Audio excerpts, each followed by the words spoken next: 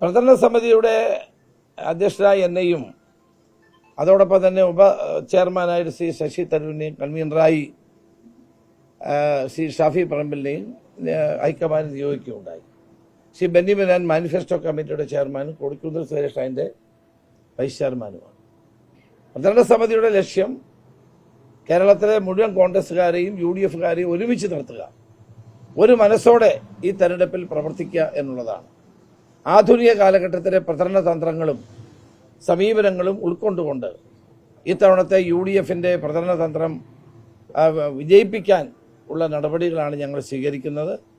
16-ാം തീയതി രാവിലെ 10 മണിക്ക് 9:30 മണിക്ക് യോഗം KPCC ഓഫീസിൽ ചേരുന്നുണ്ട്. സംഘടനാ ചുമതലയുള്ള general secretary AICC Shri KC Venugopal, Deepa Das Munshi, KPCC president തുടങ്ങിയവർ പങ്കെടുക്കുന്നുണ്ട്. എൻ്റെ എല്ലാ കാര്യങ്ങളും ഞങ്ങൾ ആ യോഗത്തിൽ വെച്ചായിരിക്കും ആലോചിക്കുന്നത്. മാത്രമല്ല, ഞങ്ങളുടെ ദൗത്യം കേരളത്തിൽ എല്ലാ പാർട്ടി നേതാക്കളെയും പ്രവർത്തകരെയും ഒന്നിപ്പിക്കുക എന്നുള്ളതാണ്. സമൂഹത്തിലെ എല്ലാ ഘടകങ്ങളെയും ഒന്നിപ്പിക്കുക എന്നുള്ളതാണ്. അധികാരത്തിൽ വരിക എന്ന് മാത്രമല്ല, ഒരു പുതിയ കേരളം ഉണ്ടാക്കുക, പുതിയ കേരളത്തെ വീണ്ടെടുക്കുക, അതാണ് ഞങ്ങളുടെ ലക്ഷ്യം.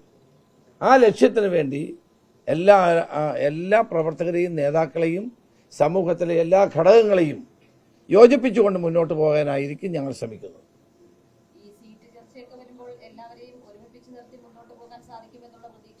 തീർച്ചയായിട്ടും ഉണ്ട്. കോൺഗ്രസിനകത്ത് പരിപൂർണമായ ഐക്യം ഉറപ്പുവരുത്തിക്കൊണ്ടായിരിക്കും ഞങ്ങൾ ഇത്തവണ മുന്നോട്ട് പോകുന്നത്. നേരത്തെ സീറ്റുകൾ പ്രഖ്യാപിക്കാനുള്ള ശ്രമത്തിലാണ് ഇപ്പോൾ.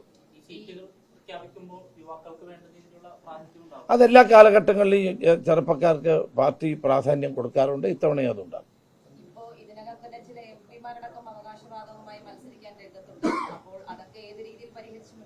അത് കോൺഗ്രസ് ഹൈക്കമാൻഡാണ് MP മാരുടെ കാര്യത്തിലൊക്കെ തീരുമാനമെടുക്കുന്നത്. അല്ല, അതെല്ലാം തെരഞ്ഞെടുപ്പ് സമിതിയാണ് തീരുമാനിക്കേണ്ടത്. ഞങ്ങൾ വിജയസാധ്യതയുള്ള കർമ്മനിരതരായ സ്ഥാനാർത്ഥികളെ വെക്കാനാണ് ഇപ്പോൾ തീരുമാനിച്ചിട്ടുള്ളത്.